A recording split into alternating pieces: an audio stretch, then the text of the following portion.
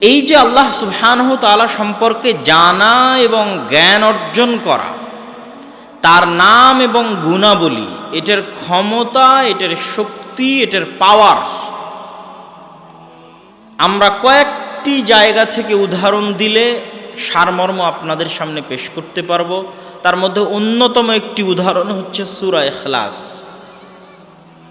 রাসূলুল্লাহ সাল্লাল্লাহু আলাইহি ওয়াসাল্লাম বলেছেন, কেউ যদি সূরা ইখলাস পাঠ করে তাহলে সূরা ইখলাস তা'দিলু সুলুসাল কোরআন, পবিত্র কোরআনের 3 ভাগের 1 ভাগ হচ্ছে সূরা ইখলাস, তথা সূরা ইখলাস 3 বার পাঠ করলে পরিপূর্ণ কোরআন একবার পাঠ করার সমান নেকি পাওয়া যাবে। বলেন আল্লাহু আকবার।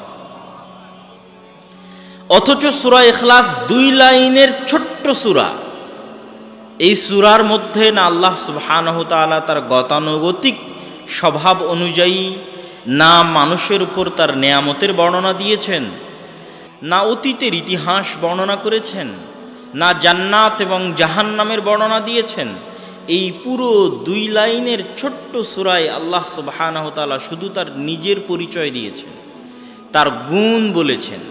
তো তার গুণ এবং তার নামের পাওয়ার এটাই যে শুধু তার গুণাবলী এবং নাম থাকার কারণে ছোট্ট সূরা 3 বার পড়লে কোরআন একবার পড়ার সমান হয়ে যাবে। এটা আল্লাহ সুবহানাহু ওয়া তাআলার নামের বরকত, গুণের বরকত। কুল হুয়াল্লাহু আহাদ আল্লাহুস সামাদ লাম ইয়ালিদ ওয়া লাম ইউলাদ ওয়া লাম ইয়াকুল লাহু কুফুয়ান আহাদ। এই প্রত্যেকটিতেই আল্লাহ সুবহানাহু ওয়া তাআলার গুণ বলা হয়েছে। ঠিক তেমনি রাসূলুল্লাহ সাল্লাল্লাহু আলাইহি ওয়াসাল্লাম বলেছেন যে কেউ যদি আয়াতুল কুরসি পাঠ করে দুবুরা কুল্লি সালাতিন, প্রত্যেক ফরজ সালাতের পরে, তাহলে জান্নাতে যেতে তাকে কোনো কিছুই বাধা দিবে না ইল্লাল মাউত, তার মৃত্যু ব্যতীত। কেউ যদি 5 ওয়াক্ত সালাতের পরে নিয়মিত সূরা আয়াতুল কুরসি, সূরা বাকারার আয়াতুল কুরসি পাঠ করে, তাহলে সে জান্নাতে গেছেই, এখনো যায়নি এই জন্য যে সে মারা যায়নি। আল্লাহু আকবার। এই আয়াতুল কুরসির শুরু থেকে নিয়ে শেষ পর্যন্ত আল্লাহ সুবহানাহু তাআলা শুধু তার নাম এবং তার গুণাবলী বর্ণনা করেছেন। আল্লাহু লা ইলাহা ইল্লা হুয়াল হাইয়ুল কাইয়্যুম। আল্লাহ কে তোমরা জানো? আল্লাহর পরিচয় লা ইলাহা ইল্লা হু, যিনি ব্যতীত ইবাদতের যোগ্য কোনো মাবুদ, কোনো ইলাহ নেই। তিনি কে জানো?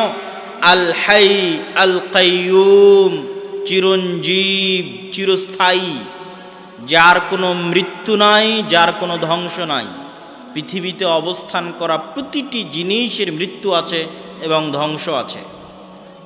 লা তাখুযুহু সিনাতুন ওয়ালা নাওম। আল্লাহ কে জানো? যাকে তোমাদের মতো তন্দ্রা, নিদ্রা, ক্লান্তি স্পর্শ করে না। কোনো মানুষকে বলো বিনা ঘুমে 1 সপ্তাহ, 1 মাস, 1 বছর কাটিয়ে দিতে, মানুষের পক্ষে সম্ভব নয়। কোনো মানুষকে বলো ক্লান্তিবিহীন টানা কাজ করে যেতে, করতেই থাকছে, মানুষের পক্ষে সম্ভব নয়। তথা মানুষ মুখাপেক্ষী, মানুষ দুর্বল। ইন্নাল ইনসানা খুলিকা হালুআ, মানুষকে দুর্বল করে সৃষ্টি করা হয়েছে। কিন্তু আল্লাহ সুবহানাহু তাআলা এগুলো সকল কিছু থেকে তিনি অমুখাপেক্ষী, তথা তিনি এগুলো কোনোটারই মুখাপেক্ষী নন। এগুলো আল্লাহর গুণ।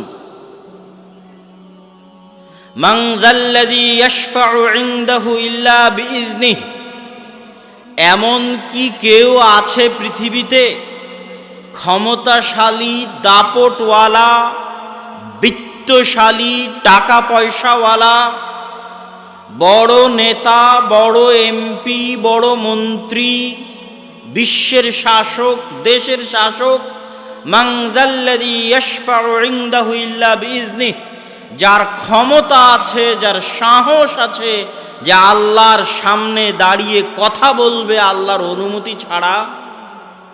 এটা আল্লাহর চ্যালেঞ্জ। আল্লাহ এই চ্যালেঞ্জ আয়াতুল কুরসির মধ্যে দিচ্ছেন। এগুলো সবই আল্লাহ সুবহানাহু ওয়া তাআলার ক্ষমতা, আল্লাহ সুবহানাহু ওয়া তাআলার পাওয়ার, আল্লাহ সুবহানাহু ওয়া তাআলার গুণ, আল্লাহ সুবহানাহু ওয়া তাআলার জ্ঞান, এগুলোর বর্ণনা এই পুরো আয়াতুল কুরসির মধ্যে আল্লাহ সুবহানাহু ওয়া তাআলা দিয়েছেন।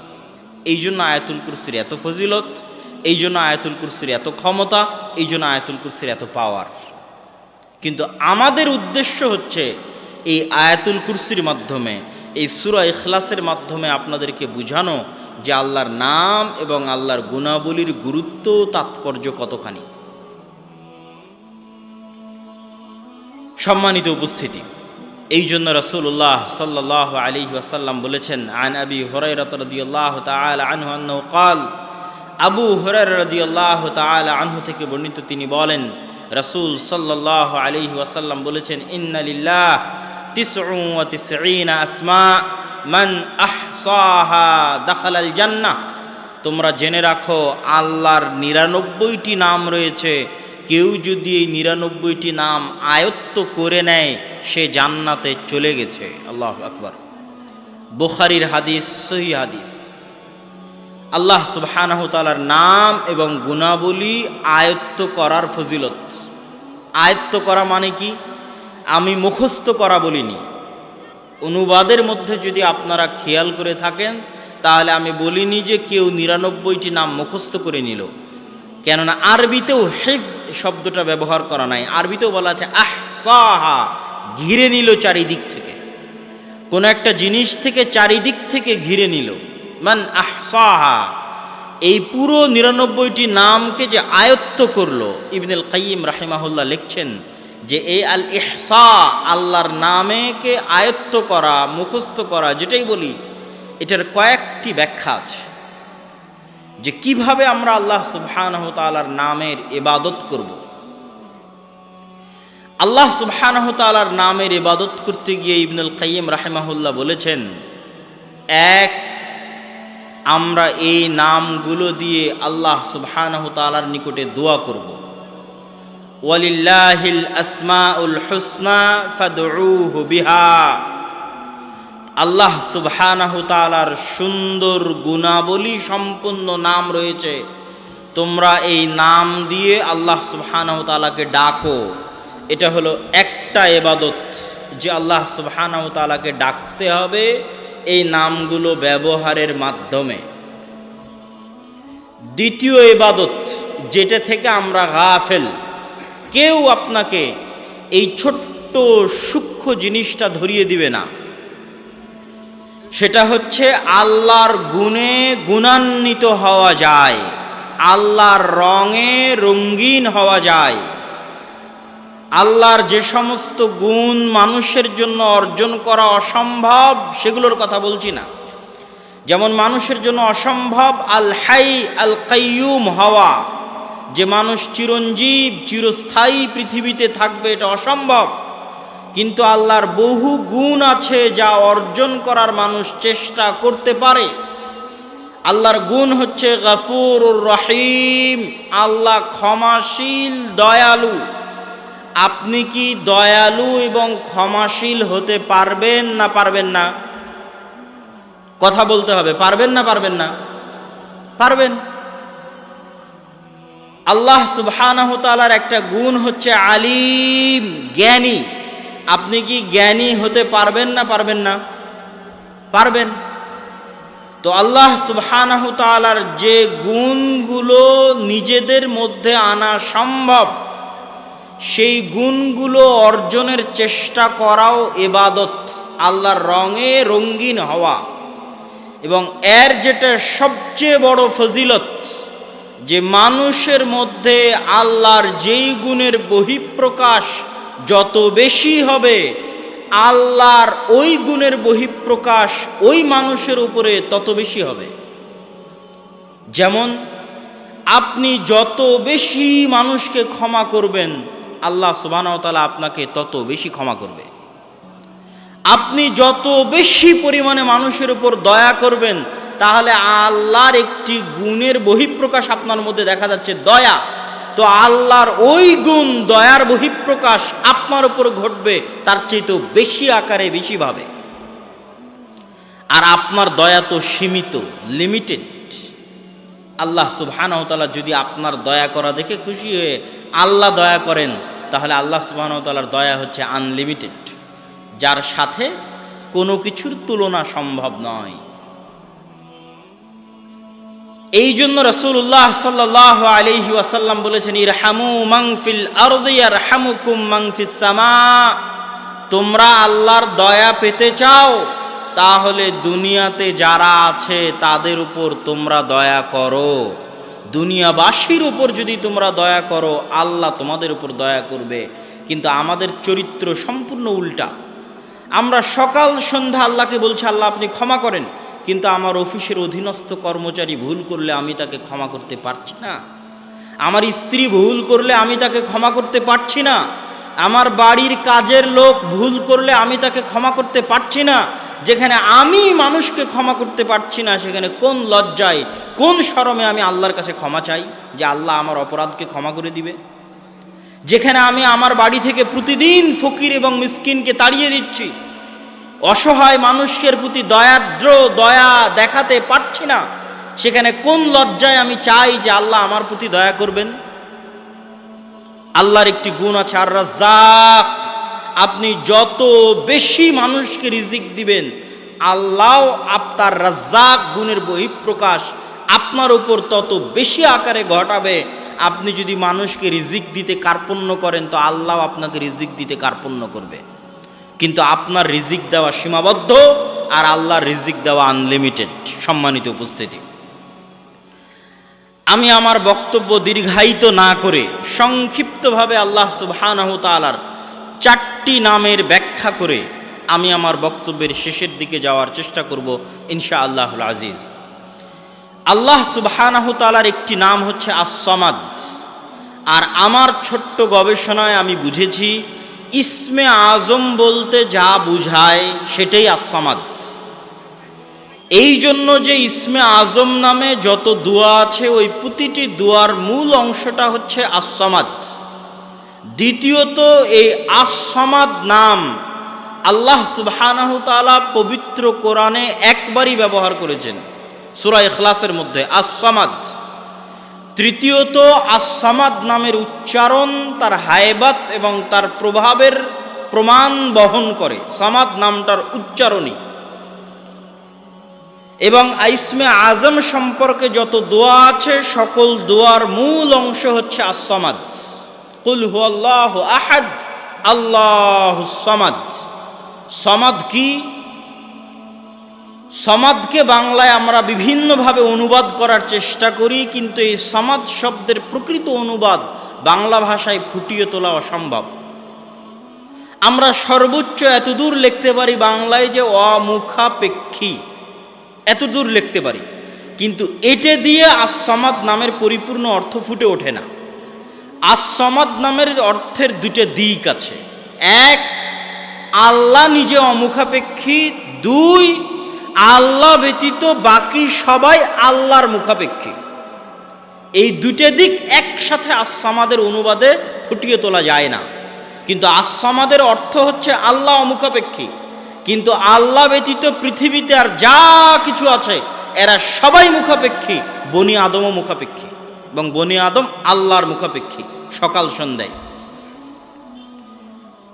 আল্লাহ সুবহানাহু তাআলার দ্বিতীয় নাম আমরা সংক্ষিপ্ত করে ব্যাখ্যা করে যাচ্ছি। আল্লাহ সুবহানাহু তাআলার দ্বিতীয় নাম হচ্ছে আল ওয়াকিল।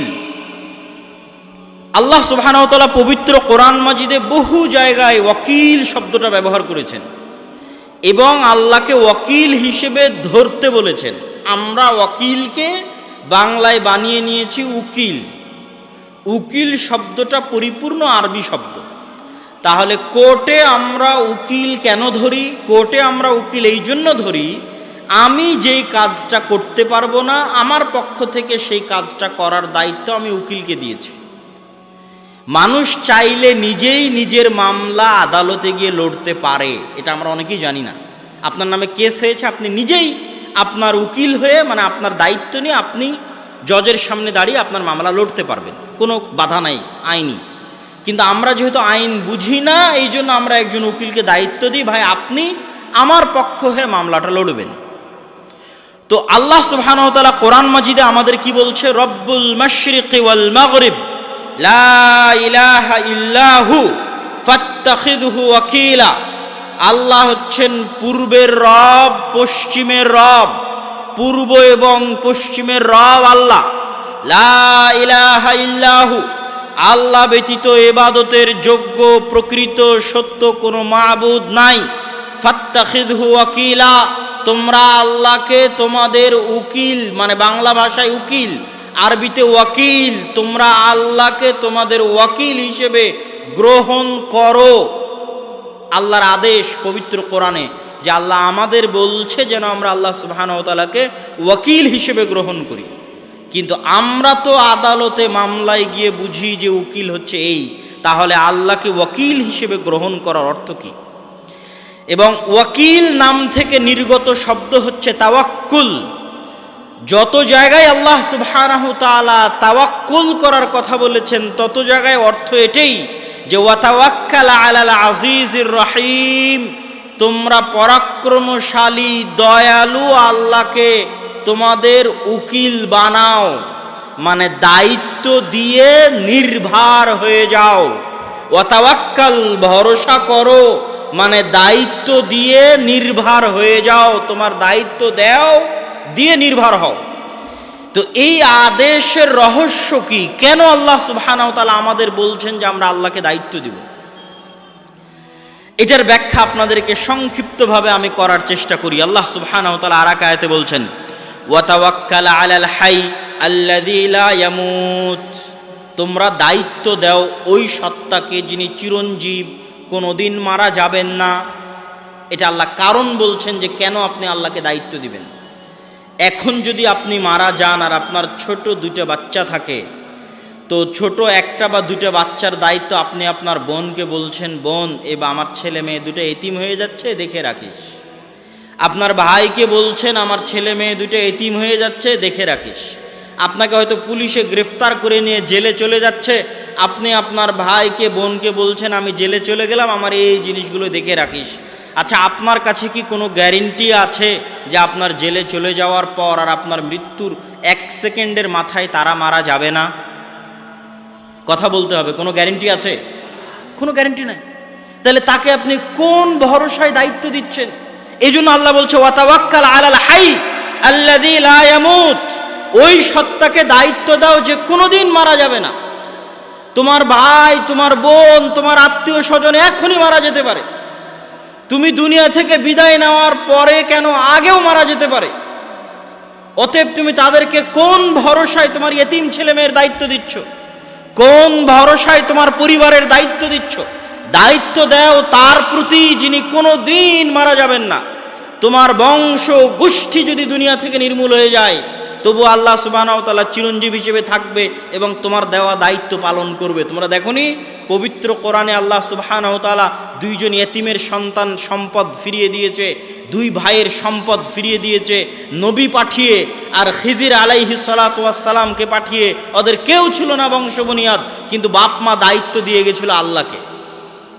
তাদের পিতামাতা সৎ ছিল, তারা মরার সময় সম্পদ সন্তানের কাছে বুঝিয়ে দেওয়ার দায়িত্ব দিয়েছিল আল্লাহকে, যে আল্লাহ আমরা তো মারা যাচ্ছি, আমার 2 এতিম ছেলে মেয়ে রেখে যাচ্ছি, এই সম্পদগুলো যেন তারা বুঝে পায়, এই দায়িত্ব তোমাকে দিয়ে গেলাম। আল্লাহ সুবহানাহু ওয়া তাআলা পবিত্র কোরআন মাজিদে আরও কিছু কারণ উল্লেখ করেছেন যে কেন আমরা আল্লাহ সুবহানাহু ওয়া তাআলাকে দায়িত্ব দিব। আল্লাহ সুবহানাহু ওয়া তাআলা বলছেন, ওয়ালিল্লাহি মা ফিস সামাওয়াতি ওয়াল আরজ ওয়া কাফা বিল্লাহি ওয়াকিলা। আল্লাহ সুবহানাহু তাআলার রাজত্বে, ক্ষমতায় আসমান এবং জমিন এবং তার মাঝে যা কিছু আছে সকল কিছু রয়েছে। আর আল্লাহকে যদি তোমরা দায়িত্ব দাও, তো আল্লাহ দায়িত্বশীল হিসেবে তোমাদের জন্য যথেষ্ট। এখানে দ্বিতীয় কারণ বলা আছে আপনি কেন আল্লাহকে দায়িত্ব দিবেন। আজকে এই বাক্যের অর্থটা আমি খুব ভালোভাবে এই জন্য অনুভব করতে পারি, প্রত্যেক যারা বিদেশে গেছে তারা বুঝতে পারবে। আপনি আজ পলাশিতে আছেন, বাগমারায় আছেন, মোহনপুরে আছেন, তো মোহনপুরের এমপির সাথে ভালো খাতির। আচ্ছা, সৌদি আরবে বিপদে পড়লে আপনার মোহনপুরের এমপি বাঁচাতে পারবে আপনাকে? পারবে? আপনি আমেরিকা ইংল্যান্ডে গিয়ে যদি বিপদে পড়েন, আমার প্রধানমন্ত্রী 1000 বার কল দিলে তাদের ধরার সময় নাই, কোনো গুরুত্ব নাই, ভ্যালু নাই। তো আমি ইংল্যান্ডে বিপদে পড়লে আমার প্রধানমন্ত্রী আমাকে বাঁচাতে পারবে না। আমার প্রধানমন্ত্রী ইংল্যান্ড, আমেরিকা, সৌদির কথা বাদ দিলাম, আমি যদি জঙ্গলে গিয়ে বিপদে পড়ি, তো জঙ্গলে গিয়ে কি আমাকে কেউ সহযোগিতা করতে পারবে? আমার এমপি, মন্ত্রী, চেয়ারম্যান, আমেরিকার প্রেসিডেন্ট, প্রধানমন্ত্রী পারবে না। এখানে দ্বিতীয় কারণ আল্লাহ বলেছে ওয়ালিল্লাহি মা ফিস সামাওয়াতি ওয়া মা ফিল আরজ, আসমান আর জমিনের মধ্যে তুমি যেখানেই থাকো না কেন ওখানে রাজত্ব কার? আল্লাহর। তাহলে তুমি একে একে মানুষকে কেন দায়িত্ব দিয়ে বেড়াচ্ছ? ওয়া কাফা বিল্লাহি ওয়াকিলা, পৃথিবীর প্রতিটি ইঞ্চি মাটিতে আল্লাহর রাজত্ব আছে, আল্লাহর ক্ষমতা আছে। অতএব তুমি পৃথিবীর যেখানেই থাকো না কেন তোমার দায়িত্ব আল্লাহকে দাও, আল্লাহ তোমার দায়িত্বশীল হিসেবে যথেষ্ট।